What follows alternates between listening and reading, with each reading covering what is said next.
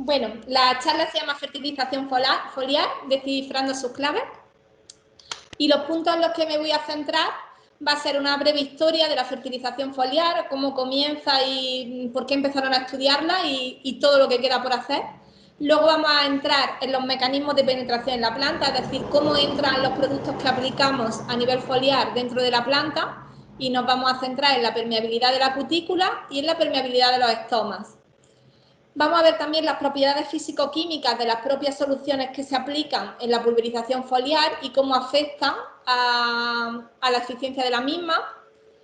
Y, por último, los factores ambientales y fisiológicos que afectan a esta fertilización. Estos son los puntos que vamos a ir siguiendo.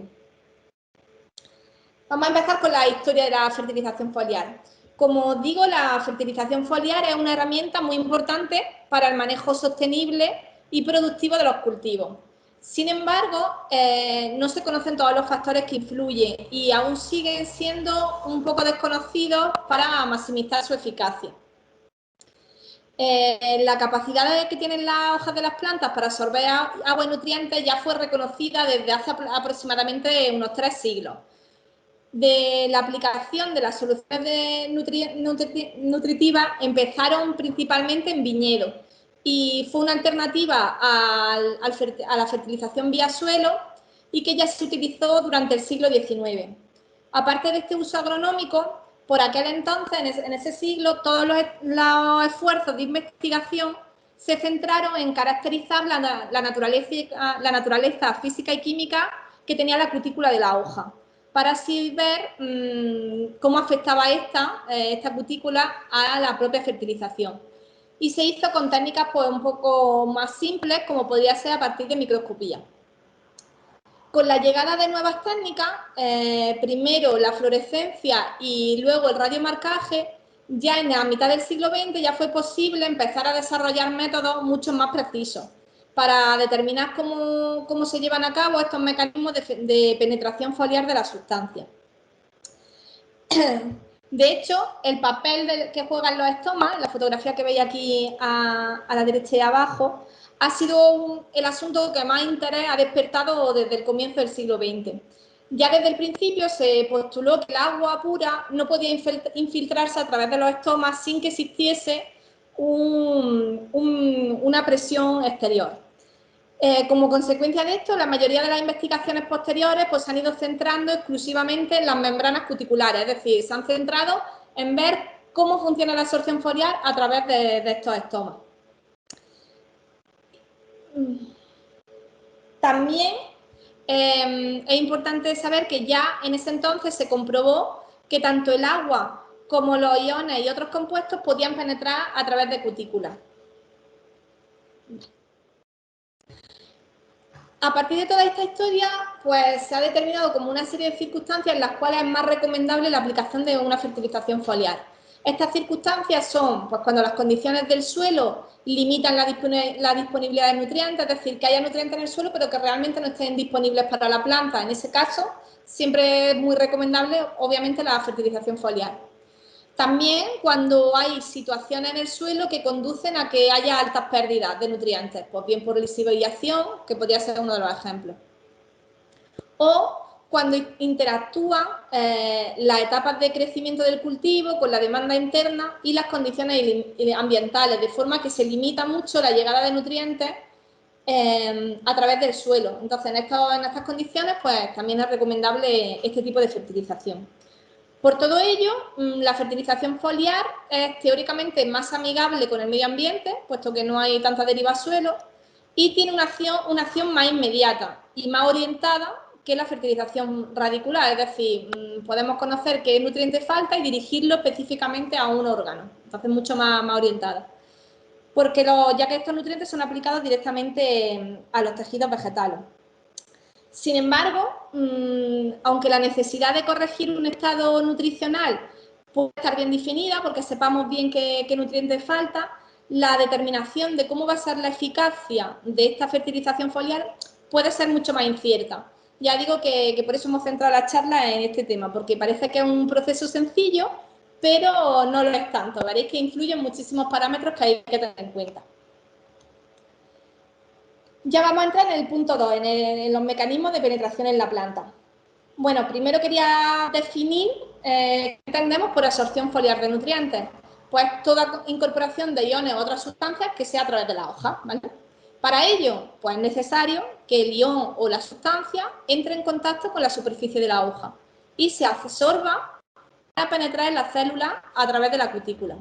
Luego debe atravesar la membrana celular, ¿vale? Y transportarse hasta que entra en los tejidos vasculares. Otra forma de absorción foliar, que ya lo iremos viendo a lo largo de toda la charla, puede ser a través de los estomas o de los propios poros de la pared de la hoja. Los procesos mediante los cuales una solución de nutrientes que se aplica a la hoja va a ser asimilada incluye varios pasos. Tendríamos el contacto con la hoja y la absorción, ¿vale? Con D a la superficie de la misma. Luego tendríamos la penetración estomática o cuticular o de otras estructuras epidérmicas que vamos a ver, o sea, ya entraría dentro. La absorción celular y penetración, a ver si sale desde la ficha aquí. La penetración en los compartimentos celulares metabólicamente activos y ya pues su translocación o viaje de estos nutrientes a la parte de la planta en el que se requiera. Desde el punto de vista práctico, pues realmente es muy difícil distinguir todos estos procesos entre sí. Y esta confusión complica enormemente la interpretación de los resultados cuando hacemos experimentos de laboratorio o de campo. Por lo tanto, son desafíos a los que hace frente esta fertilización foliar y en los que ya digo que se sigue trabajando enormemente por parte de investigadores de varios centros del mundo. Ya veréis que iremos poniéndole algunos ejemplos en esta presentación. Por ejemplo, aquí tenemos he querido resaltar este estudio porque era muy visual y era una forma de que entendieseis qué tipo de investigación se hacen ahora mismo para ir descifrando cómo es el proceso de absorción foliar. Un estudio que se ha hecho con calcio marcado, ¿vale? Se han utilizado 3 tipos de plantas arbóreas, el peral, manzano y melocotón. Y lo que se hace es marcar este calcio y se utilizan 2 tipos de fertilizantes diferentes. Los dos están formulados a base de fosfato monocálcico, pero en uno de ellos lleva una tecnología que facilita su entrada, ¿vale? Entonces aquí veis lo que se hace es marcar este calcio y tomar bioimágenes que se llaman. Aquí veis la hoja del peral a lo largo del tiempo, desde que se aplica veis cómo el calcio va entrando a través de la hoja y en todos los casos con la parte de arriba, ¿vale? Que es la fotografía de arriba, es el fertilizante que es más efectivo en esta entrada de calcio, ¿vale? Este tipo de estudios son los que se están llevando a cabo a día de hoy pues, para descifrar todo el proceso de fertilización foliar. De hecho, desde Erogra y desde su departamento de I+D, pues estamos trabajando de forma conjunta en tecnología en el uso de este tipo de tecnología para descubrir más cómo funcionan los productos fertilizantes y ver cómo se absorben a través de la hoja e ir mejorándolo día a día, ¿vale? Entonces son técnicas muy punteras y ya digo que en ello se está trabajando. Otro ejemplo que quería poner, este es un estudio también bastante reciente de este mismo año, también es con técnicas de bioimagen y para que vieseis el tipo de tecnología que se usa a día de hoy. En este caso es el estudio del ion fosfato. Se aplica fosfato potásico junto con un tensioactivo y se va viendo cómo en las plantas en las que hay déficit de potasio se va completando y va incrementando esta cantidad a lo largo del tiempo, ¿vale? Son técnicas bastante punteras, muy visuales y que están ayudando a saber por dónde entra cada uno de los iones y haciendo que conozcamos más acerca del proceso en sí. Vale. Continuamos. Vamos a entrar un poquito en conocer qué estructuras tiene la parte en la superficie externa, ¿vale? La superficie externa de una hoja se caracteriza generalmente porque tiene una variedad bastante compleja y diversa de adaptaciones, ¿vale? Que son todo lo que tenía aquí, adaptaciones que están especializadas y que la planta tiene para mejorar su tolerancia a una lista de estreses externos, que como pueden ser para protegerse de la radiación, de las temperaturas, del estrés hídrico, del viento, ¿vale? La planta los tiene para protegerse a sí misma de todos estos estreses, incluso de insectos y patógenos. Estas estructuras pues, pueden ser desde pequeñas espinas, tricomas, escamas, ¿vale? Pelos en la superficie de la hoja, que hace que no le afecte tanto el sol. Tienen muchos tipos de adaptaciones. Todas estas estructuras están muy bien adaptadas y a la planta le sirve para controlar el intercambio bidireccional de agua y gases, de afuera hacia adentro y viceversa, ¿vale? Este intercambio de agua. Y así limitar la pérdida de nutrientes y de agua desde la planta al medio ambiente, en condiciones desfavorables. Además de que estas características que os comento protegen a la planta de un estrés ambiental, también van a regular el paso de nutrientes en el propio proceso de absorción foliar, es decir, estas estructuras van a estar muy implicadas en el proceso de fertilización foliar que vamos a ir viendo. Por tanto, para mejorar la eficacia y la reproductibilidad de este proceso de fertilización foliar, es muy importante conocer en profundidad cómo funciona esta estructura y su capacidad física para diferenciar en este proceso. Así vais a ver que la superficie de la hoja generalmente está cubierta por una capa que se denomina o que vamos a denominar cutícula, ¿vale? Lo veis en este gráfico que está aquí. Esta cutícula pues, es de carácter hidrófobo, es decir, que va a repeler el agua y adicionalmente pues, puede tener la planta otra estructura epidérmica como son los estomas o los tricomas, ¿vale? Que serían los pelitos que tiene la planta encima de la hoja. Esta superficie externa de la planta, pues generalmente está cubierta de lo que veis aquí, de cera y cutina. Es de los principales compuestos de la que la cutícula está compuesta, ¿vale?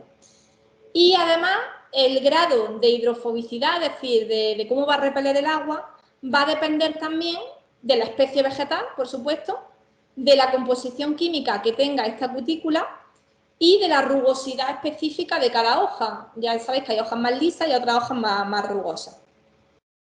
Además, la capa interna de células epidérmicas se ha visto que está compuesta principalmente por pectina, celulosa y hemicelulosa. Esto va a ser importante y ahora lo vamos a ir desbarajando un poquito más. Además de la hoja, tanto las flores como los frutos y el tallo también poseen cutícula, es decir, no solo las hojas tienen esta estructura, sino que también los frutos, el tallo y las flores lo van a tener. Y además estas mismas estructuras de flores y frutos pueden contener estructuras epidérmicas como estomas o tricomas, que modulan la fase de transpiración, es decir, la planta va a ser capaz de tomar nutrientes u otros compuestos no solo por la hoja, sino también por el tallo y los frutos.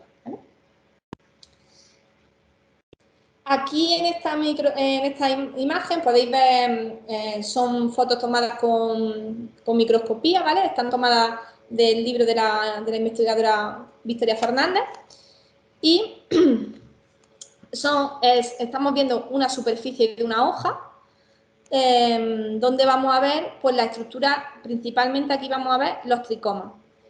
También hay una sección transversal, no sé si se ve exactamente bien, pero quizá la de abajo se vea mejor, para ver esta estructura que hemos visto en dibujo, pues verla en una imagen real, ¿vale?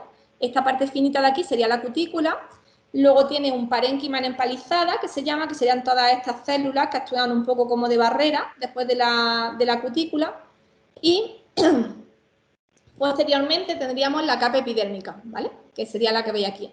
Corresponde al mismo dibujo, ¿vale? Que hemos visto antes en dibujo, pero en fotografía real. Y aquí estos circulitos son los haces vasculares, que es donde tendrán que llegar los nutrientes para que se distribuyan por toda la planta.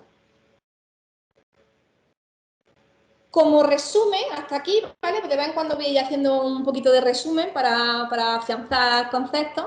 Pues decir que lo que hemos visto hasta aquí es todas las partes aéreas de la planta, es decir, hoja y tallo, flores y frutos, están cubiertas por una capa que llamamos cutícula, ¿vale? Que va a limitar el intercambio bidireccional de agua y solutos y gases entre la planta y el entorno ambiental. Además, la planta puede tener estructuras epidérmicas, tales como tricoma, estoma y lenticelas, que pueden aparecer en la superficie de todos estos órganos de la planta que hemos visto y que van a desempeñar importantes funciones fisiológicas y además muy implicados en el proceso de absorción foliar. Aquí vemos otra imagen de microscopía, ¿vale? Que lo vais a ver también muy bien, donde vais a ver en frutos de melocotón la presencia de estos tricomas, ¿vale? Los pelitos que veis en el melocotón, que apenas se puede diferenciar y que solemos quitarlos cuando los pelamos, pues serían estos pelitos que veis aquí, estos serían los tricomas que se ven a microscopía, ¿vale? En el caso del melocotón, aquí tenéis los mismos en la cereza y en la superficie de una hoja de brócoli. Como he dicho, la absorción de las soluciones nutritivas puede ocurrir a través de la cutícula, que lo hemos visto ya, de grietas que se hacen en la propia cutícula o a través de estas estructuras que estamos viendo aquí, ¿vale? Tanto los estomas, que veis en esta fotografía de aquí, los tricomas y las lenticelas. Y estos son ejemplos, también, este artículo también es de 2020, ya veréis que es muy, muy reciente, para que vieseis cómo se están haciendo ya estudios de investigación para descubrir cómo estas estructuras de la cutícula, los estomas y los tricomas afectan a la fertilización foliar. En este caso es un estudio en girasol, donde aplican zinc en forma de sulfato. En este estudio se toman imágenes de microscopía, tanto en este caso es microscopía de barrido, que lo que podemos ver es la parte, por decirlo así, exterior. Vais a ver perfectamente los tricomas y los estomas de una planta de girasol. Y aquí son cortes histológicos, ¿vale? Vais a ver siempre la misma estructura. Aquí sería, creo que veis mi ratón, ¿vale? Yo lo estoy viendo, pero espero que sí. Veis aquí la imagen de los tricomas, la capita pequeñita de arriba sería la cutícula y todo esto sería el parénquima. Eva, Pues bien, dime. perdona que te interrumpa. Cuando mueve el ratón se ve, pero un poquito más tarde. Entonces ahí a lo mejor tenemos que ir un poquillo más despacio porque si no, no se manda bien la Venga, imagen. vale, ya, pues tomo nota. Vale, venga, pues vale, pues bueno, en esta imagen, en la A grande que tenéis aquí, en el centro, vais a ver imágenes tomadas con bioimagen, que se llama así, es la técnica que hemos visto antes, que marcamos el zinc, lo añadimos y vamos tomando imágenes a ver por dónde se lo está tomando la planta. Y veis que ya a la hora de haber aplicado el producto, ya principalmente por los tricomas, es decir, por los pelitos, es por donde más se está absorbiendo. A las 3 horas ya la absorción comienza a ser más uniforme y a las 6 horas ya veis que el zinc ya ha entrado dentro de la planta. Pero se quedan marcados los tricomas como una parte importante donde ha ocurrido este proceso de absorción. Es una forma científica y de descifrar cómo está ocurriendo esta penetración. Ya en la imagen de la derecha podéis ver fotografías de la propia hoja donde han quedado los depósitos o las pequeñas gotitas que veis aquí, que se ven, las pequeñas gotas que se ha aplicado a través de pulverización foliar y cómo en las imágenes más de la derecha se va viendo cómo este zinc ya va penetrando en la planta. Lo mismo, a las 6 horas. Es un proceso rápido, ya digo que la fertilización foliar ocurre en relativamente poco tiempo y con este tipo de tecnología pues podemos descubrir más cómo ocurre y profundizar más en su conocimiento. Aquí tenéis otro estudio de los mismos autores, es muy similar, pero bueno, ya la verdad que tiene imágenes bastante llamativas y por eso quería traeroslo. En este caso son hojas de soja y de tomate. Y lo mismo, ellos lo que quieren descifrar es ver si realmente por estos tricomas y estas estructuras de la parte de la epidermis más externa, realmente ocurría absorción de nutrientes. Igual estudian el zinc y Y el estudio es muy similar. Aquí veis otra vez las gotitas que quedan en la hoja y cómo este zinc va entrando a través de la planta y se queda en la hoja, y principalmente ocurre a través de tricomas y de los estomas. Y aquí os traigo un estudio. Este es un trabajo nuestro, es un trabajo nuestro precisamente para Aerogra. En este caso queríamos ver un producto a base de cobre, que en este caso es Aerocooper, y ver cómo se mantenía en la superficie de la hoja y su persistencia. Era para que vieseis cómo estas mismas tecnologías de análisis de microscopía pues nos permiten conocer más acerca del funcionamiento de un determinado producto, en este caso de Aerocooper. Aquí se prueban tres tipos de cobre y vemos que la persistencia esto es una superficie de planta de tomate, y aquí abajo es hojas de olivo, ¿vale? La persistencia en hoja es mucho mayor en el producto Aerocooper. Y veis que las imágenes pues son similares a las que habéis visto en los trabajos de investigación, pero realmente este es un trabajo llevado a cabo para la propia empresa. Estas son imágenes también tomadas del mismo estudio para que vieseis cómo los tricomas de una hoja de tomate hace que realmente se adhiera más el cobre, que lo tenéis en rosita, o sea, a la hoja. Entonces, que realmente estas estructuras al final son importantes en el proceso de absorción foliar. Esta imagen también, para que vieseis el tamaño de los estomas y el tamaño de las partículas, para que veáis que el tamaño de las partículas es mucho más inferior que la apertura estomática. Y la que tenéis a la derecha es una imagen de una hoja de olivo, que tiene un aspecto muy curioso y es debido a esas pequeñas escamas que tiene la hoja. Para que vieseis que este es un trabajo realmente aplicado y que se está llevando a cabo por parte de la propia empresa Aerogra. Es impresionante, Eva. Lo único que pasa es que no ha pasado tampoco la imagen. Las imágenes van un poquito más lentas. ¿Sí? Ahora es cuando tenemos mecanismos de penetración en la planta, en pantalla. ¿Aquí? ¿Estáis en la que está en blanco y negro? Ahora mismo estamos en la que está con rosa, del Aerocooper, creo que era. Vale. Y ahora en blanco y negro con Aerocooper. Es porque van pasando un poquito más despacio. Al final, Vale. estas jornadas también son para que compartamos. Y como Vale. también es cansado que ya esté hablando sola, ya me he metido yo por medio, ¿no?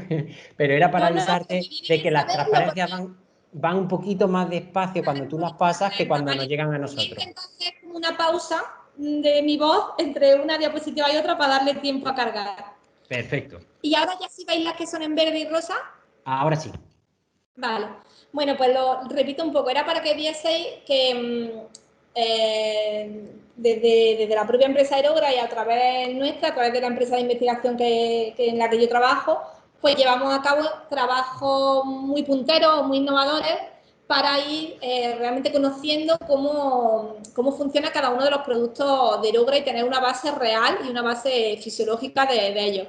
En este caso decía que era un trabajo hecho con Aerocooper, donde queríamos ver cómo es la persistencia de este producto en la hoja, en la superficie de la hoja, que son las imágenes de antes.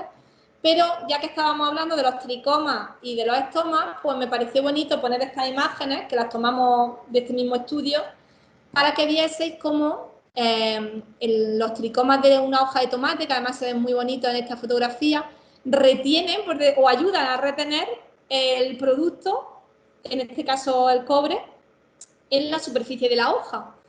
Además, en la fotografía del centro la traje también para que vierais la persistencia y para que vieseis cómo el tamaño de las partículas es muy, muy, muy pequeño, mucho más que la apertura del estómago. Por eso, por la tecnología que se utiliza para Aerocooper, que hace que la micronización de la partícula sea prácticamente, vamos, mínima. Y en la imagen de la derecha, que ya creo que sí que os sale, es una hoja de olivo. El trabajo es el mismo, pero me pareció curioso traeroslo para que vieseis cómo es una hoja de olivo a microscopía de barrido. Al tener esas escamas, pues se ve como con estas pequeñas, no sé, como pequeñas flores, y cómo el producto realmente se queda muy bien adherido a la hoja. El uso de todas estas tecnologías y estas investigaciones, pues bueno, ayuda a esclarecer más cómo funciona cada producto y así tener una base más técnica a la hora de defenderlo y a la hora de demostrarlo en campo. Vale, voy a dar un poquito de tiempo, ¿vale? Si me veis que tarda. En esta tablita quería ponerla para que vieseis cómo estas estructuras de la superficie de una hoja, que estamos hablando, los tricomas y demás, pues ayudan a cambiar el ángulo de contacto de una gota con la superficie de la hoja. Es decir, dependiendo de cómo sea la estructura externa de una hoja, pues va a facilitar o no que una gota pues, tenga más o menos tensión superficial. En este caso, por ejemplo, en una hoja de ficus, pues la gota tiene un ángulo mucho más pequeño, de 1,83, por eso la veis más bajita. O en una hoja en un fruto de melocotón, que como sabéis tiene tantos pelitos por fuera, tantos tricomas, pues el ángulo va a ser mayor, ¿vale? Y en el caso de la manzana, pues lo mismo. Muy parecido al ficus, que también se queda la gotita más pegada a la hoja.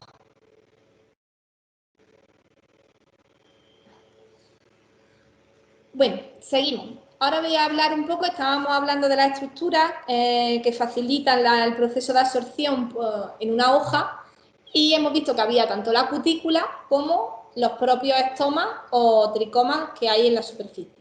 Pues bien, nos vamos a centrar ahora en la cutícula y vamos a ver que esta capa que tiene la hoja por fuera, pues, como he dicho antes, está compuesta de varios biopolímeros que principalmente son ceras.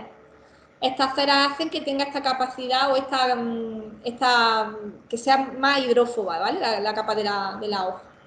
Entonces veis que sería la capa amarilla que vemos en la fotografía, que sería esas ceras que se depositan en la superficie de la cutícula, que aquí en el modelo es un modelo que estableció un investigador hace ya pues casi en el siglo pasado, pero más o menos se mantiene a día de hoy. Tendríamos luego la capa de células que se conoce como cutícula propiamente dicha y luego una capa cuticular. Todas estas estructuras están en permanente contacto con las células adyacentes o epidérmicas que están en la parte más interior. Como he dicho, las ceras de la cutícula, que se depositan en la parte de arriba, hace que esta capa sea más apolar o hidrófoba, principalmente porque está compuesta de pectina. Y se ha visto que la capa más interior, que es la que tenemos aquí, está compuesta más bien por polisacáridos, que tienen una naturaleza completamente diferente. En este caso son sustancias polares e hidrófilas, es decir, que sí que atraen al agua, no como la capa de arriba. Esto hace que se cree como una especie de gradiente que permite la entrada desde aquí, desde la parte más externa, al interior de la planta.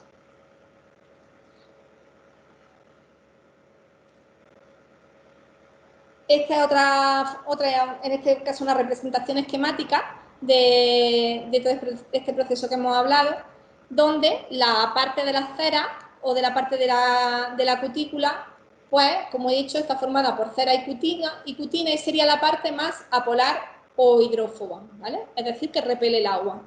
Mientras que la parte interna está principalmente formada por polisacáridos, que sería celulosa, pectina y hemicelulosa.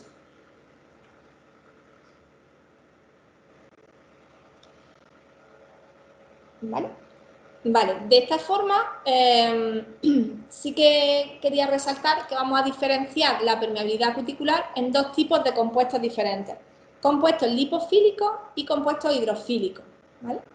Los compuestos lipofílicos, pues principalmente insecticidas, fungicidas, aceites y herbicidas. Para este tipo de compuestos se ha determinado que la entrada en la hoja ocurre mediante un proceso de disolución y difusión, es decir, se depositan en la parte superior de la hoja y entran por gradiente de concentración, es decir, como por difusión a través de todas estas capas de células que forman la hoja. La velocidad de penetración va a ser proporcional tanto a la solubilidad como al tamaño del poro. A nivel molecular, tanto la disolución como la difusión a través de una molécula, a través de estos poros, va a depender de su carácter molecular, es decir, de su peso molecular que tenga el producto en sí. Además, se relaciona este proceso con un gradiente de concentración, como estaba comentando antes, es decir, los solutos van a pasar de una región de alta concentración, que sería la solución que nosotros estamos aplicando y que se queda en superficie de la hoja, a una parte donde la concentración es más baja, que sería el interior de la hoja. En evidencia, o sea, en estudios y en evidencias experimentales, pues se ha demostrado que en este proceso de los compuestos lipofílicos, la cutícula es muy selectiva al tamaño del compuesto, es decir, que actúa como un tamiz, ¿vale? Deja pasar solo aquellos compuestos que tienen un tamaño molecular adecuado. En el caso de los compuestos hidrofílicos, ¿vale?, que sería todos aquellos compuestos o todas aquellas sales que van disueltas en agua, se ha visto que existe como otra ruta diferente, que se llama ruta polar o de los poros acuosos. La entrada es un poco más lenta o más dificultosa que los compuestos lipofílicos, pero está facilitada, o esta entrada se ve facilitada por la presencia de las pectinas y celulosas que existen en la capa epidérmica. Y también se ha comprobado cómo si estas sustancias se aplican en ausencia de surfactantes, la tasa de penetración va a ser menor.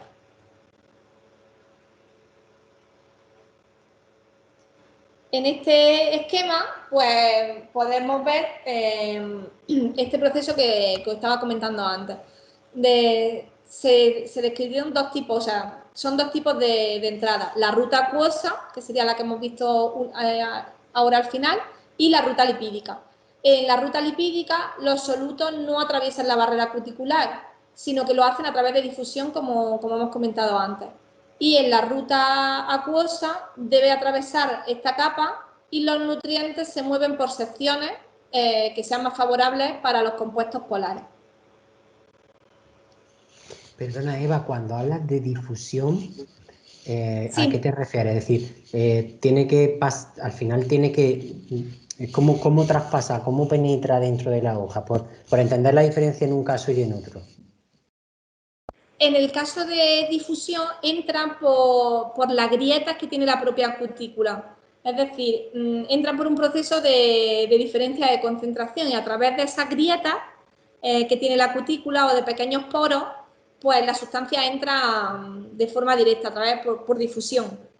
De acuerdo. En el caso de la permeabilidad de los estomas, que es la que vamos a ver ahora, digamos que la entrada es directamente a través del propio ojo estomático, a través del propio estoma, ¿vale? El proceso es diferente, aunque vamos, son complementarios.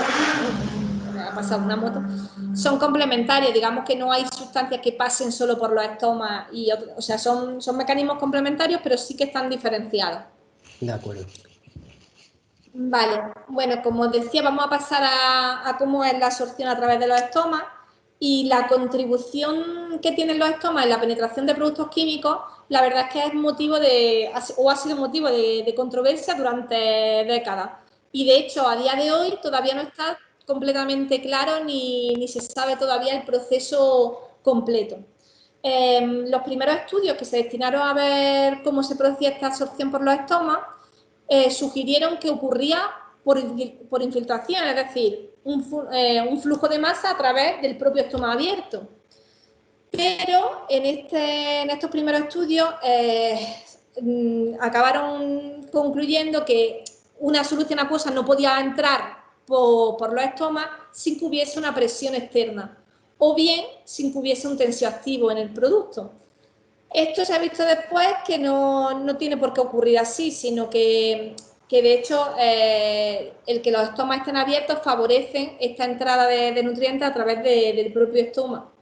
De hecho, hay investigaciones que con hojas que solo tienen estoma en el lado de abajo, es decir, en el envés de la hoja, la penetración foliar es mucho mayor por la parte del envés que por la parte del A. Es decir, que estos estomas sí que están jugando una parte importante, que es lo que veis aquí abajo.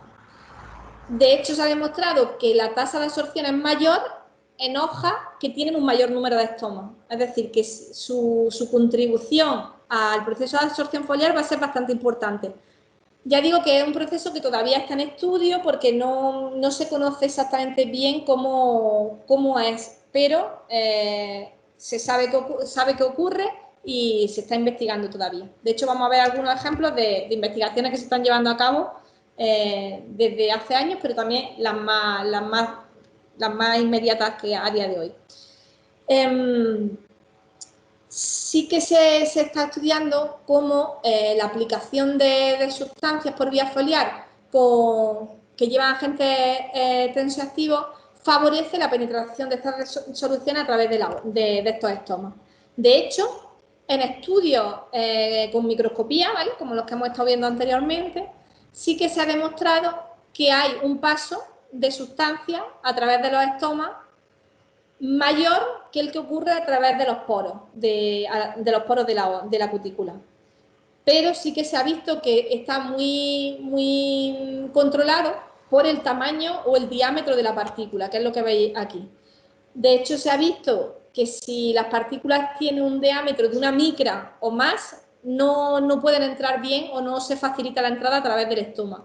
Pero todas aquellas sustancias que tienen diámetros inferiores a 40 nanómetros, como los que veis aquí tenéis desde 0 hasta 31 nanómetros en diferentes colores, sí que entran muy bien por el propio estoma.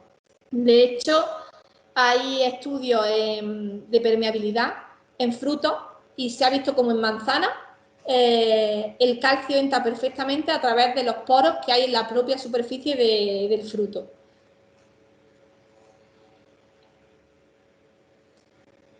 Resumiendo un poco lo que llevamos hasta el momento, he hecho diapositivas resumen, bajo la redundancia, donde me voy a centrar en qué cosas sabemos a ciencia cierta y ya se han demostrado, y otra diapositiva donde vamos a poner qué es lo que todavía se desconoce y que todavía va a dar margen a más investigaciones y a más conocimientos sobre este proceso. En cuanto a las certezas, pues sabemos que las superficies de las plantas son permeables a las soluciones nutritivas. También está demostrado que la facilidad con la que una solución nutritiva penetra en el interior de una planta va a depender de las características que tenga la superficie vegetal, como hemos dicho, tanto la estructura de la propia hoja como la composición química de su membrana. También que las superficies de las plantas generalmente están cubiertas por una capa de cera y que la microestructura y la composición va a determinar la polaridad e hidrofobicidad de esta hoja o de esta estructura a la solución que nosotros apliquemos de forma foliar. Las estructuras epidérmicas, que ya hemos visto que son estomas, tricomas y lenticelas, están presentes tanto en tallo como en hoja y como en frutos y son permeables a las soluciones aplicadas. Y que las sustancias lipofílicas atraviesan la cutícula mediante un proceso de disolución-difusión. Todo esto sí está totalmente demostrado y es una certeza en el proceso de fertilización foliar. Pero hay algunos puntos que todavía a día de hoy son incertidumbres. Por ejemplo, los mecanismos de penetración cuticular de los compuestos polares, que decíamos que era agua o sales disueltas en disolución acuosa, todavía no se conocen bien. Hay algunas investigaciones, pero no está todavía claro cómo las soluciones de sales nutritivas entran en la hoja. La contribución de la vía estomática en el proceso de absorción foliar, pues se ha visto que sí que es importante y que está demostrada, pero todavía no está bien esclarecido el proceso en sí. Para mejorar la efectividad de los fertilizantes, pues se requiere una mayor comprensión de cómo ocurre este contacto entre el líquido, que sería el fertilizante, y el sólido, que en este caso sería la superficie de la hoja. Y por tanto, la efectividad de los tratamientos va a mejorar una vez que todos estos mecanismos sean mejor entendidos. O sea, es un proceso que, aunque creemos que es fácil, todavía tiene mucho desarrollo por delante y probablemente dentro de 10 años los fertilizantes foliares sean muchísimo mejor que los de ahora. Es un proceso que cada vez se está trabajando más y en el que queda todavía recorrido por hacer. Por eso la importancia de seguir apostando pues, por investigación, por ensayos, por utilizar técnicas punteras para ver cómo nuestro producto está penetrando dentro de la hoja. Toda esta apuesta por descubrir este proceso más a nivel técnico, pues una apuesta fuerte y segura por estos fertilizantes.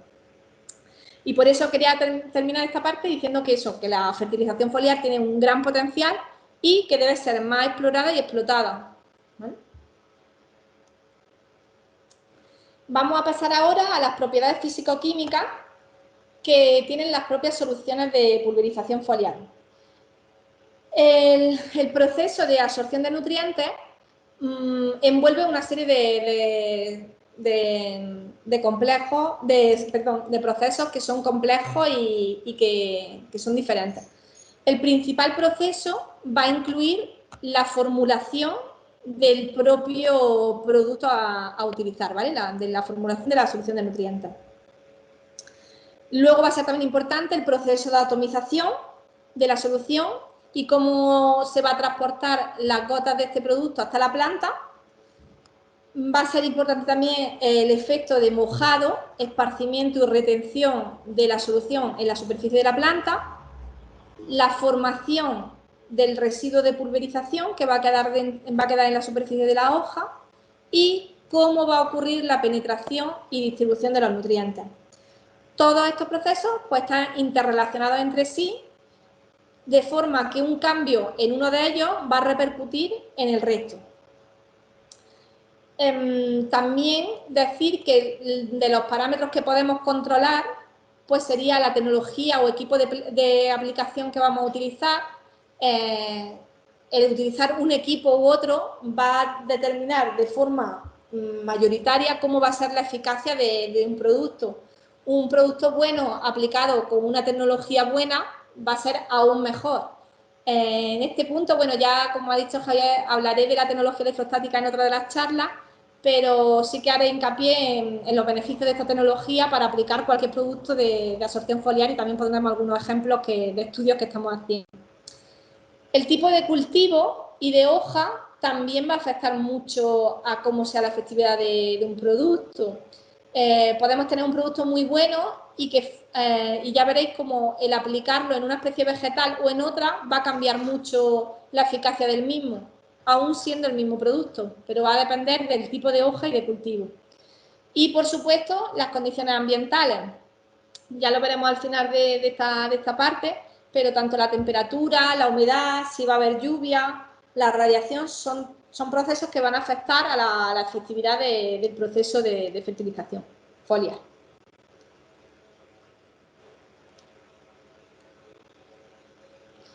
Vale. En la formulación de un producto fertilizante, pues sus propiedades van a determinar mucho cómo de bueno o cómo de eficaz va a ser esta fertilización. Generalmente, los fertilizantes foliares se aplican como una disolución de sales o de elementos minerales como ingredientes activos.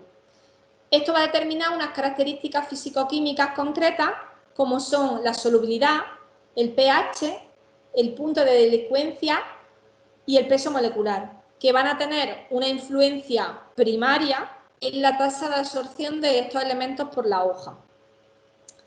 Además, a través de la adición de aditivos, vamos a conseguir mejorar las propiedades de esa solución fertilizante, como son la tasa de retención, el mojado, la cobertura y la resistencia al lavado. Con todo ello, como resumen, vamos a tener que el agua va a ser la matriz principal que se usa en las pulverizaciones foliares. Como hemos dicho antes y lo vuelvo a repetir aquí, las superficies de las plantas son hidrofóbicas en mayor o menor grado. Por tanto, el área de contacto de la hoja puede ser pequeña dependiendo de las características de la superficie, es decir, de la rugosidad y composición. Esto debemos tenerlo en cuenta. ¿Qué superficie de la hoja vamos a ser capaces de cubrir dependiendo de cómo ésta sea? Y que el ambiente, bueno, pues obviamente va a afectar a las propiedades físico-químicas y a la efectividad de las formulaciones de la hoja. Vamos a ir viendo cada una de las propiedades físico-químicas que hemos nombrado antes y voy a empezar por la concentración. En los modelos actuales de difusión por la cutícula, que os he dicho antes de cómo ocurría el proceso de difusión, pues se basan en que se relaciona el flujo de difusión con un gradiente de concentración. Es decir, si fuera de la hoja tenemos una solución más concentrada, esto va a facilitar que entre a una parte de la hoja que es menos concentrada. Por eso en esta infografía que vemos aquí, pues vemos que si la solución que aplicamos es muy diluida, va a entrar menos cantidad. Aquí lo ha esquematizado con iones de amonio, pues si está muy diluida va a entrar menos cantidad de amonio que si está más concentrada. Es decir, se va a establecer un gradiente de concentración y va a ir de más a menos concentrada. Sí que se ha visto, que es lo que os pongo aquí en la parte de abajo, que hay mayores tasas de penetración asociadas a soluciones con una cantidad más alta de elementos minerales. Y esto se ha visto tanto en hojas como en cutículas intactas, que sean aisladas, donde también se hacen estudios. Sin embargo, la relación entre la concentración... Sin embargo, la relación entre la concentración de la solución aplicada y la penetración todavía no es otro punto que todavía no está del todo claro, ya que se ha visto a veces que la correlación puede ser negativa, es decir, por ejemplo, en estudios con quelato de hierro sí que se ha visto que si la concentración del quelato es muy alta, la absorción es menor. Y esto se piensa que es porque el propio quelato obtura o tapa, por decirlo así, los poros de entrada, ¿vale? Pero bueno, son casos puntuales, pero en general se sigue manteniendo que cuanto más alta es la concentración, mayor es la absorción. Siempre y cuando, obviamente, no lleguemos a un punto de fitotoxicidad, ¿vale? Esto lo doy por hecho, pero esta es la teoría, que cuanto mayor es la concentración, mayor es la tasa de absorción. Otros dos parámetros físico-químicos que van a determinar mucho o en gran medida cómo es la fertilización foliar son la solubilidad y el peso molecular de la solución que vamos a aplicar. En cuanto a la solubilidad, pues bueno, es obvio que antes de aplicar una formulación foliar es fundamental que los compuestos estén bien disueltos y suspendidos. Los fertilizantes foliares están por lo común disueltos en agua y contienen diversos compuestos que van a hacer, pues tales como sales, quelatos, que van a hacer que sean más o menos solubles.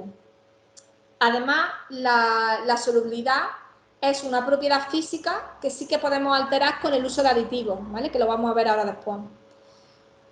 Y decir que también la solubilidad pues, es un factor clave para la absorción foliar, ya que la absorción ocurre cuando este compuesto realmente se encuentra en fase líquida. Si tuviésemos el compuesto o la sal sólida, el proceso de absorción no va a ocurrir.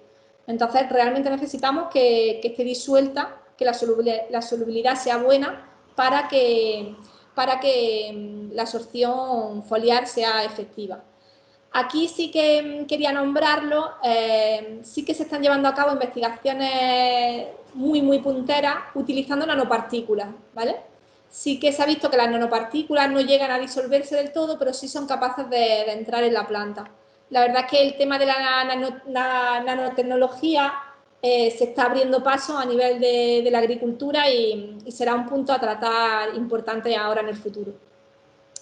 En cuanto al peso molecular, que sería la otra propiedad físico-química que vamos a ver aquí, pues el tamaño de una molécula de nutriente en la disolución va a afectar de forma considerable a la tasa de penetración. Ya lo he adelantado antes un poco, pero se ha comprobado que la cutícula actúa como un tamiz selectivo en función del tamaño molecular, de forma que los solutos que cruzan por los poros que hay en la membrana que hemos visto, sí que va a depender del tamaño molecular de la partícula.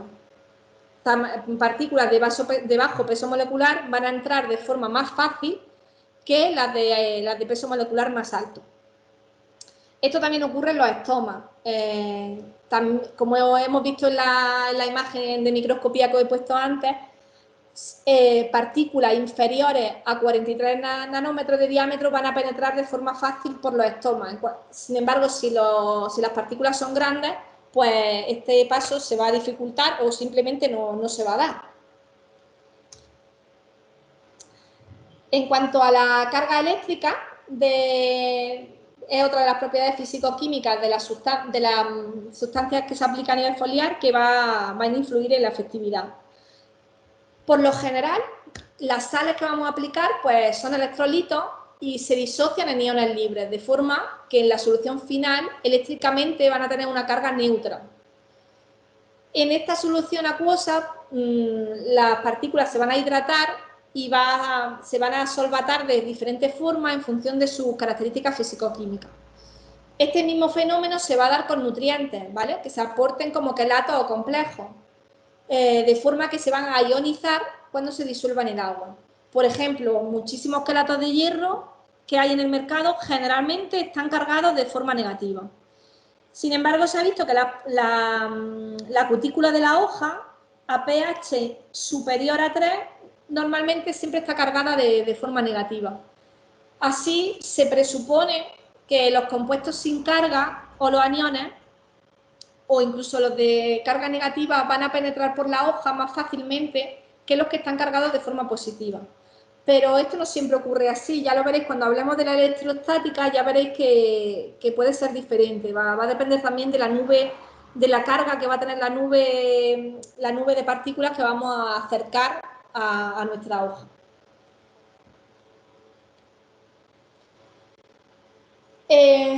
Dado que, como he dicho, la superficie de la hoja va a tener una carga, su capacidad de intercambio catiónicos también se va a alterar con el pH. Por eso el pH de la solución es un parámetro bastante importante y que va a afectar a la tasa de penetración. En la mayor parte de los estudios que se hacen a nivel científico sobre fertilización foliar, es muy llamativo que nunca se hace mención al pH de la solución aplicada. Y nos llama la atención porque realmente es un parámetro importante y a tener en cuenta. Aquí sí que he puesto algunos estudios bastante antiguos donde ya empezaron a ver que el pH tenía efecto. De forma que, por ejemplo, en el primer estudio que os pongo, la mayor absorción de urea por hojas de manzano ocurre a un pH concreto de 5.4 a 6.6, o sea, es un rango pequeñito. Se han hecho más estudios, por ejemplo, en hojas de cítricos, donde la tasa de absorción de foliar de urea también fue más alta entre valores de 5.5,5 y 6 de pH. Y con compuestos de hierro, Victoria Fernández, que estudia muchísimo este proceso de absorción foliar y en el que yo leo mucho de ella, pues también vieron que estas partículas de hierro, el pH óptimo para su absorción estaba en torno a 5. Ya digo que sí que hay estudios, pero no siempre se suele nombrar y el pH va a ser un punto importante. Otro de las propiedades físico-químicas de nuestra solución que vamos a aplicar y que va a ser importante es el punto de delincuencia. En el proceso de hidratación y de disolución de una sal, este proceso va a estar determinado por su punto de delincuencia, que va a ser una propiedad física que tiene un compuesto a una determinada temperatura. El punto de delincuencia se define como el valor de humedad relativa en el cual la sal que nosotros hemos aplicado ya se va a volver soluto. Por eso, cuanto más bajo es el punto de delincuencia de una sal, más rápido se va a disolver a humedad relativa ambiente, es decir, más fácilmente se va a absorber por la planta, cuanto más bajo sea este parámetro. Cuando la humedad relativa del ambiente es muy alta, o es más alta que el punto de delincuencia, para un compuesto que apliquemos nosotros por vía foliar, la sustancia se va a disolver más rápido, va a estar más disponible y va a ser más fácilmente absorbida por la hoja. Vale. Bueno, pues como hemos visto, en el proceso de absorción foliar vamos a tener factores de la planta que van a afectar al proceso en sí, factores de la propia aplicación, como he dicho, pues la maquinaria de aplicación va a afectar enormemente y, por supuesto, factores ambientales. Pero además de estos tres factores, vamos a tener que tener en cuenta los propios factores del producto agroquímico. En este caso, como he dicho, que que como se le puede añadir aditivos y coayudantes, pues estos factores van a determinar también cómo de bueno o cómo de efectiva va a ser esta fertilización foliar. En las formulaciones comerciales de nutrientes foliares, pues principalmente están formadas por un ingrediente activo y por un material inerte o coayudante. En cuanto al material, al producto activo, pues normalmente diferenciamos entre macronutrientes y micronutrientes. De forma que la industria de los fertilizantes pues, se caracteriza por tener un gran número de productos propios que normalmente derivan de sales comunes y mezclas que suelen ser novedosas o adición de compuestos que sirven para acomplejar, para quelatar y quelantes para mejorar la absorción. En cuanto a los macronutrientes que más se utilizan en estas soluciones nutritivas o estas soluciones foliares, de nutrición, pues vamos a tener para el nitrógeno, pues bueno, esto lo conocéis vosotros también más, urea, sulfato de amonio o nitrato. El fósforo va a estar en forma de sales, principalmente pues fosfato potásico, sulfato amónico o de calcio, incluso fosfito. De potasio, pues vamos a tener también diferentes sales, desde sulfatos, cloruro, nitrato, carbonato. Magnesio va a estar en forma también de sulfatos, de cloruro y de nitrato. El azufre también en forma de sulfato, principalmente como sulfato de magnesio. Y el calcio pues puede estar también de diferentes formas, en forma de acetato, de propionato o de cloruro. En el caso de los micronutrientes, pues decir que aproximadamente hasta los años 70 el mercado de micronutrientes pues estaba principalmente dominado por compuestos inorgánicos, en particular principalmente por sulfato. Pero durante ya la fase de los 80 sí que empezaron a aparecer una amplia variedad de quelatos y complejos de nutrientes que se empezaron a utilizar como una alternativa.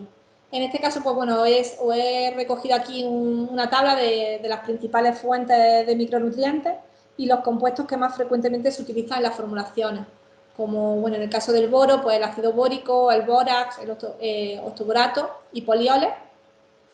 En el caso del hierro, pues tanto sulfatos como quelatos, que es lo que más, y complejos lignosulfonatos. En el caso del manganeso, pues sulfatos y quelatos de manganeso. Y el zinc, que generalmente pues, está en forma de sulfato, de quelato o incluso de óxido de zinc.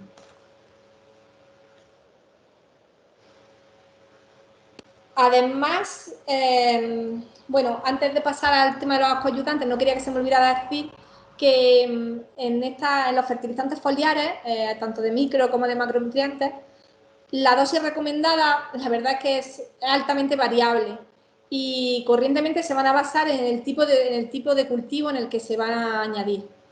El tema de controlar la dosis es importante, pues porque generalmente siempre se recomiendan dosis que están diseñadas para garantizar la seguridad de su uso y satisfacer la nutrición del cultivo.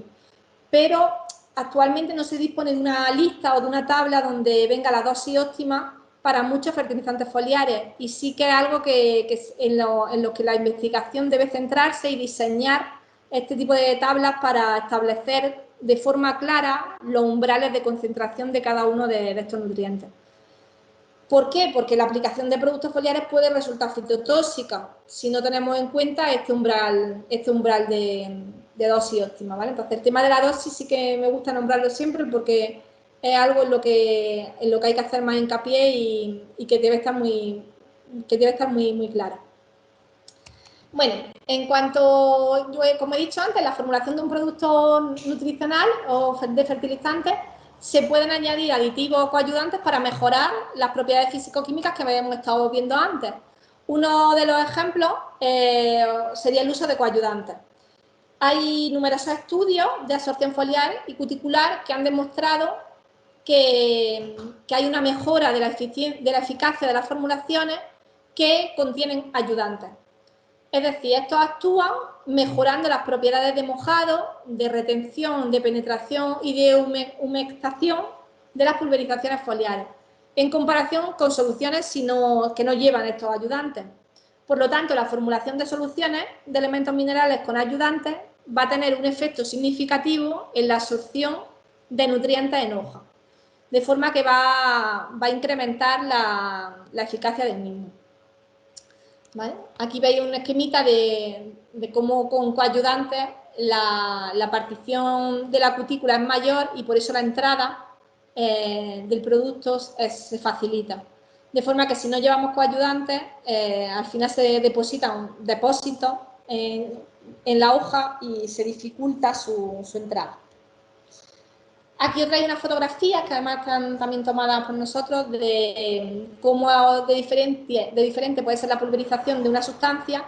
Al lado izquierdo sin coayudantes o sin estos aditivos y a la derecha cómo la cobertura en hoja, que ya lo conocéis por ejemplo de toda la gama de los densos, es muchísimo más homogénea y forma esa capa continua a lo largo de la hoja, no se queda como la hoja, como la gotita separada.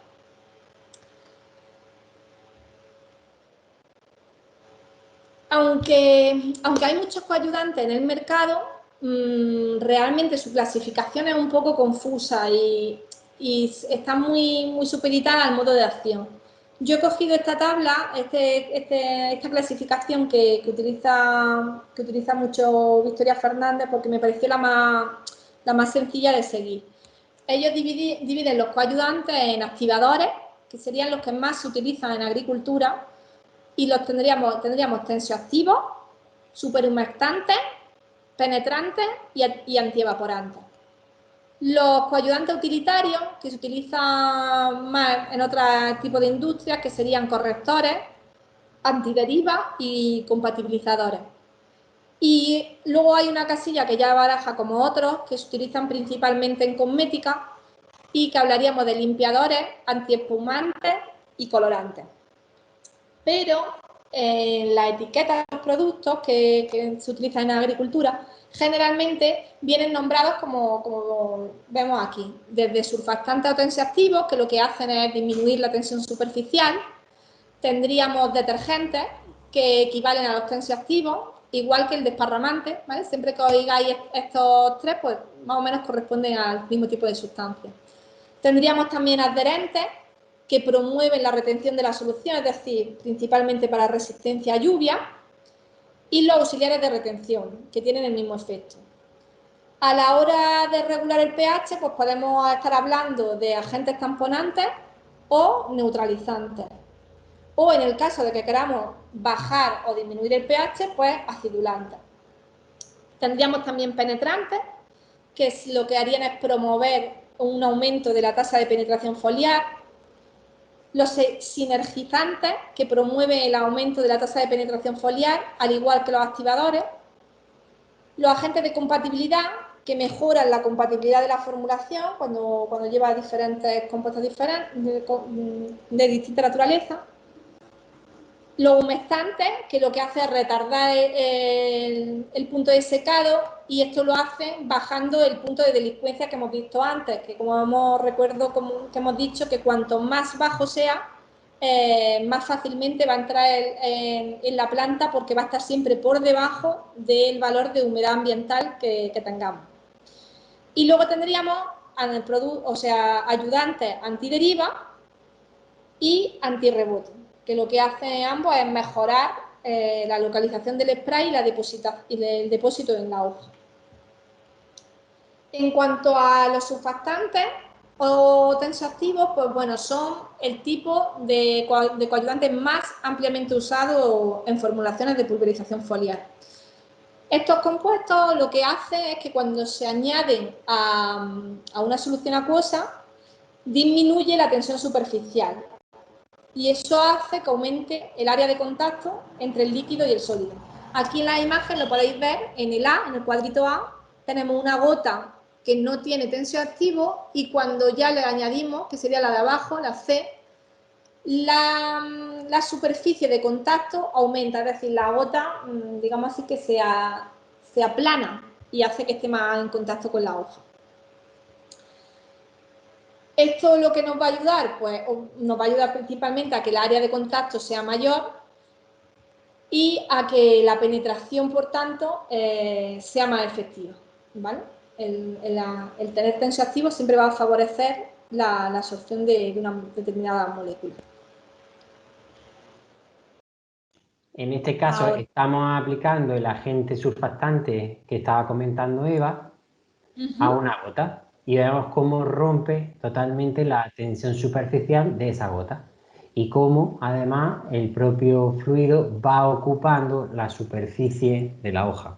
Más superficie de la hoja en contacto, más capacidad de penetración, como ha explicado Eva anteriormente. Vale. Bueno, pues he hecho una pequeña clasificación de los surfactantes no iónicos, iónicos y tensioactivos ambivalentes. La diferencia entre uno y otro, bueno, pues los surfactantes no iónicos lo que tienen es un grupo hidrófilo y polar y es el más común de los tensioactivos y se basa principalmente en su composición en óxido de etileno. La adición de agentes tensioactivos no iónicos, de los que estamos viendo, cuando tiene un bajo contenido en óxido de etileno, son buenos esparcidores. Es decir, va a bajar la tensión superficial y va a hacer, pues, como el vídeo que habéis visto, que la hoja se desparrame, por decirlo así, o sea, que la gota se desparrame por la hoja y va a favorecer mucho la absorción. Por el contrario, cuando los pesticidas hidrofílicos que tengan tensioactivos tienen una alta cantidad de óxido de etileno, van a ser más pobres, o sea, el desparramado va a ser peor, ¿vale? Entonces, el jugar con esta cantidad, con la cantidad de surfactante no iónico, pues va a mejorar las propiedades en un sentido o en el otro. En el caso de los surfactantes iónicos, son de baja o de, bueno, su importancia está bastante limitada en la agricultura y son los aniónicos los que más se utilizan, principalmente a base de amonio cuaternario. Y en el caso de los tensioactivos ambivalentes, pues realmente su uso en agricultura es muy bajo y se usa más principalmente en cosmética y están formados a partir de lecitina de soja, ¿vale? Como ingrediente principal. Volviendo un poco a la estructura que tenía antes, pues acabando este bloque voy a decir otra vez, vamos a repasar cuáles son las certezas que tenemos y las incertidumbres que aún se generan en el tema o en el apartado de las propiedades físico-químicas de las soluciones. En cuanto a lo que sí conocemos, pues decir que el carácter hidrófobo y la rugosidad de la hoja, de la superficie de la planta, va a disminuir la tasa de absorción de los nutrientes. Es decir, hojas que tengan mucha rugosidad o más hidrófobas, pues bueno, sabéis que la absorción va a ser menor. Pero para ello, la adición de aditivos pues va a reducir esta presión superficial y va a aumentar la retención y la mejora de la tasa de mojado. La eficacia de las soluciones de nutrientes va a ser mayor con el uso de coayudantes, aunque hay que tener cuidado porque pueden resultar con mayor fitotoxicidad. Por eso la importancia de hacer un buen estudio de las dosis recomendadas, como he comentado antes. Y los factores ambientales, principalmente la humedad y la temperatura, pues van a influir en las propiedades físicas y en el rendimiento de la fertilización foliar. Y vamos a tener que tenerla en cuenta, pero bueno, todos los agricultores lo saben, que hay que tener en cuenta los factores ambientales para hacer un buen tratamiento foliar. En cuanto a la incertidumbre, pues bueno, los parámetros físico-químicos que regulan la absorción foliar, yo he comentado algunos, pero todavía no hay algunos que se desconocen o hay que entrar más en profundidad en su estudio. Las interacciones entre los diferentes tipos de nutrientes y los diferentes tipos de coayudantes que hay en el mercado, que cada día son más, pues todavía no se conocen completamente y es normal, no se han estudiado todos en profundidad ni todas las combinaciones posibles. Por eso aquí hay un campo importante a nivel de investigación y a nivel de desarrollo de productos para conocer qué coayudante va a ir mejor con cada tipo de nutriente.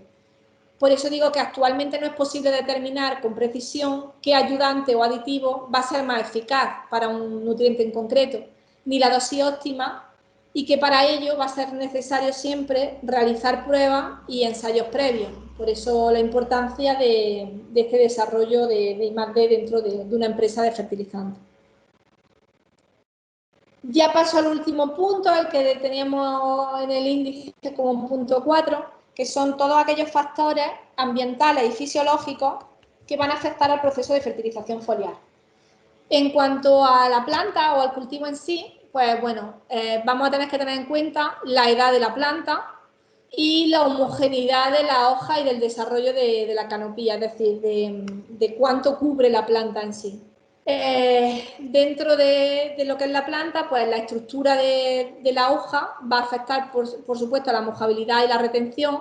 Pues como veis en esta fotografía, pues si la presencia de pelos o de tricomas va a influir en cómo la solución que apliquemos se va a distribuir por la planta.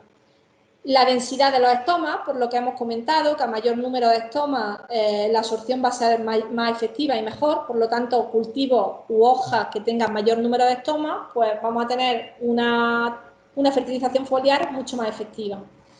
La presencia de discontinuidades como la lenticela o la rajadura, pues también va a afectar al proceso de absorción, ya que por estas lenticelas y pequeñas grietas naturales, ¿vale? No me refiero a heridas, sino a las grietas naturales que tiene la cutícula, pues se va a producir la absorción de nutrientes. Como hemos hablado antes, la composición química de la hoja va a afectar a la penetración. Ya hemos dicho que la capa cuticular está compuesta de cera y de pectina, pues que tenga mayor porcentaje de una o de otra y el espesor de esta cutícula va a afectar. No es lo mismo una hoja de tomate, que es más blandita, por decirlo así, que una hoja de olivo. El proceso de absorción va a ser muy diferente. También el estado fisiológico de la hoja en el momento de la pulverización. Es decir, si la hoja está más expandida o tiene algún tipo, por ejemplo, el virus de la cochara que hace que la hoja se arquee, pues si hacemos aplicaciones foliares, la superficie a tratar no va a ser la óptima. La senescencia de la hoja, ya las hojas senescentes tienen poca tasa de movilidad de nutrientes, entonces la eficiencia de la fertilización va a ser menos efectiva.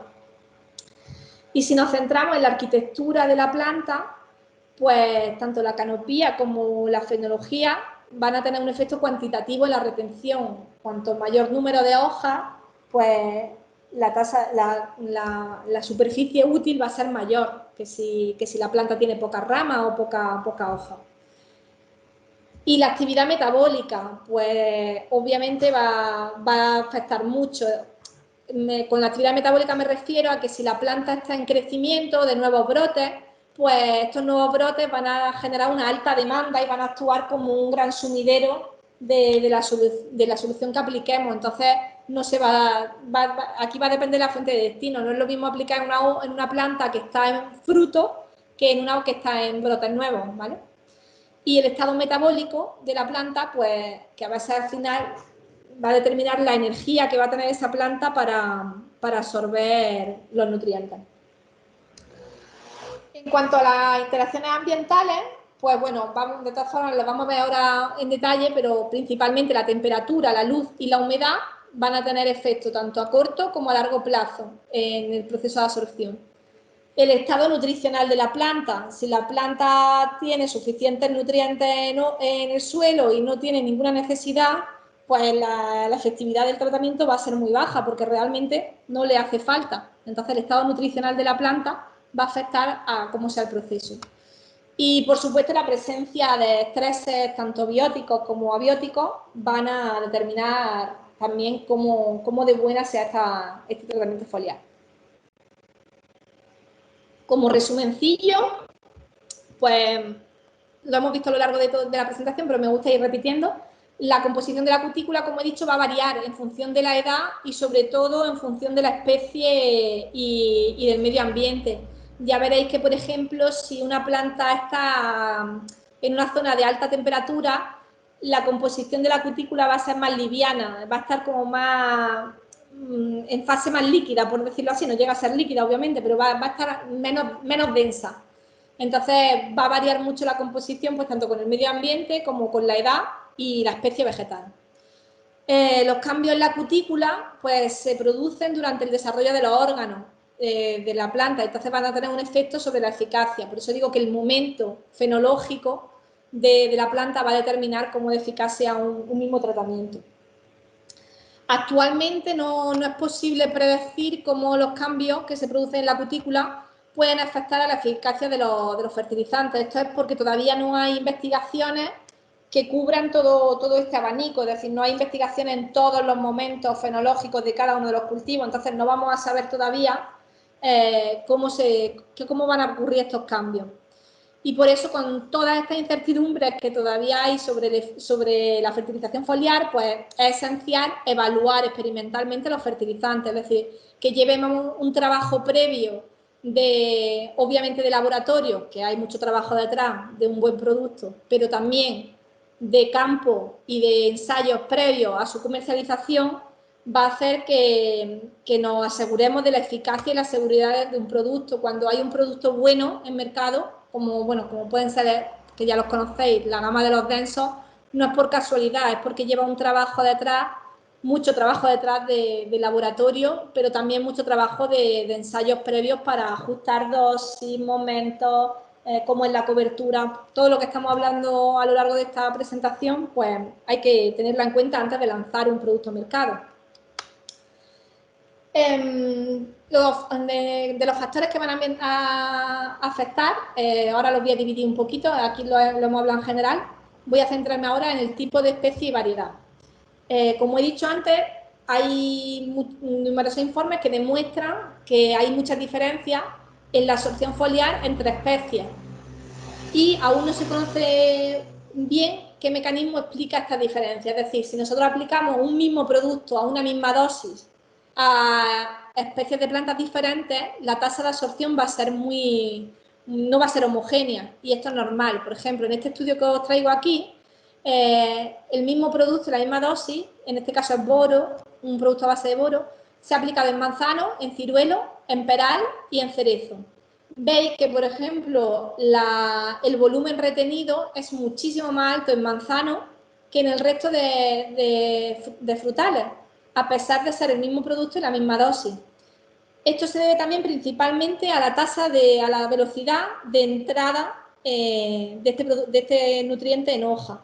En esta gráfica de la derecha podéis ver como en el caso del manzano, la velocidad de translocación del boro dentro de la hoja es mucho más alta, por eso la pendiente de la curva es mayor.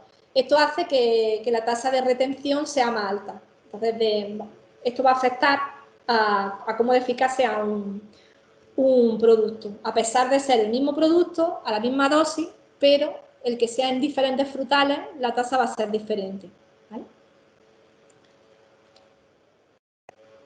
La luz es otro de los parámetros ambientales que va a determinar la eficacia de los tratamientos. Esto es porque la absorción química de los iones a través de la hoja se ve afectada por la luz debido principalmente a la influencia que tiene la luz en la propia disponibilidad de energía y metabolitos. Es decir, la luz va a afectar al proceso de absorción y asimilación de nutrientes porque afecta a procesos tan importantes como es el caso de la fotosíntesis. Esto va a determinar también cómo de eficaz sea la absorción foliar.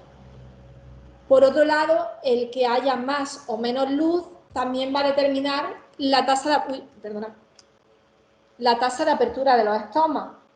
Sabéis que va con el momento del día en el que hagamos la aplicación foliar, pues se hace principalmente cuando la planta tiene estómago abierto, por eso se hace a primera hora de la mañana o a última hora de la tarde, cuando lo que queremos es que lo que estamos añadiendo se absorba en el interior de la hoja, ¿vale? Entonces va a estar muy determinado también por el grado de luminosidad.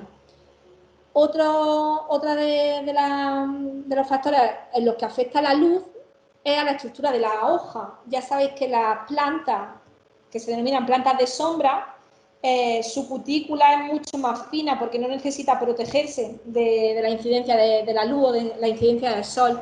Por eso en estas hojas pues, la tasa de absorción va a ser mayor. En cambio, las plantas de sol o que por ejemplo, en el caso del olivo, que debe protegerse de una alta transpiración debido a la alta incidencia de la luz, pues la hoja es más coriácea, más dura, y su cutícula va a ser más gordita, más gruesa, y la absorción va a ser menor. Por eso digo que la luz afecta a varios niveles y es un factor importante a tener en cuenta. La temperatura es otra de las variables que influye en la absorción foliar, tanto en su efecto sobre la velocidad de secado de la propia pulverización, como en las propiedades físico-químicas de la solución de nutrientes. Aquí, por ejemplo, en este estudio vemos cómo la tasa de absorción de un compuesto determinado en hojas de manzano se ve influida por la luz, de forma que en este caso y para este compuesto, una temperatura más alta, cercana a los 35 grados, hace que la absorción sea mayor. Esto no siempre es así, ¿vale? O sea, yo he traído este ejemplo, pero no siempre queremos que haya 35 grados para aplicar un compuesto determinado, porque ahora veréis que también la tasa de secado va a influir. En este otro estudio, en el caso este estudio está hecho en cítricos, en limón, en hojas de limón, también se ve como la tasa de absorción de los compuestos orgánicos es más elevada a una temperatura superior, ¿vale?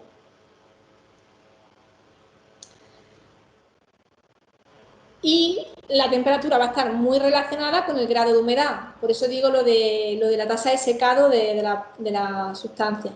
Una alta temperatura, pero con alta humedad, va a favorecer la absorción de compuestos determinados. En este caso, por ejemplo, este estudio también está hecho con la absorción de ácido benzoico y se ve que a alta temperatura de 30 a 35 grados y alta humedad, la tasa de absorción es mayor. Sin embargo, sí que si la absorción foliar se da bajo temperatura alta y prolongada, se va a alterar y va a ser perjudicial. ¿Por qué? Porque se va a alterar también la capacidad, o sea, se va a alterar las propiedades de la propia sustancia de pulverización y se va a secar, ¿vale? Se forma un depósito sólido, que ya sabéis que cuando ya se forma el depósito encima de la hoja, no permite la absorción de nutrientes. En el caso de la humedad, que bueno, la he tratado aquí aparte, aunque está estrechamente relacionada con la temperatura, pues la humedad relativa que tenemos en el ambiente puede afectar múltiples procesos, ¿vale?, de la absorción. Puede afectar a la reacción de la solución aplicada, porque va a afectar a cómo se deposita encima de la hoja. También va a afectar a cómo de abiertos estén los poros, que es lo que está esquematizado aquí, poros abiertos. Cuando la humedad es alta, los poros de la hoja van a estar más abiertos y los estomas también. Por lo tanto, la absorción va a ser mayor. Y además, la humedad va a afectar también al propio metabolismo de la planta, lo que va a afectar al proceso de transporte. De forma general, una humedad relativa alta siempre va a favorecer la absorción, ya que va a demorar o va a hacer más lento el proceso de secado, lo que hace que no se cristalice nuestra sal en la superficie de la hoja. Además, la alta humedad del aire va a provocar que la membrana de la cutícula, o sea, la cutícula, se hidrate y los poros de esta cutícula estén abiertos, que como he dicho antes, y va a favorecer así de esta forma que entre.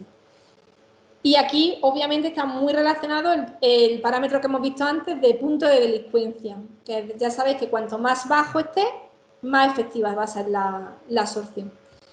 Y en esta gráfica, pues podéis ver como diferentes tipos de compuestos de sales tienen una tasa de absorción mayor, una penetración en hoja mayor, cuanto mayor es la humedad, ¿vale? Por encima de un 70% de humedad, incluso a un 90%, encontramos casi los máximos de absorción de esta sustancia.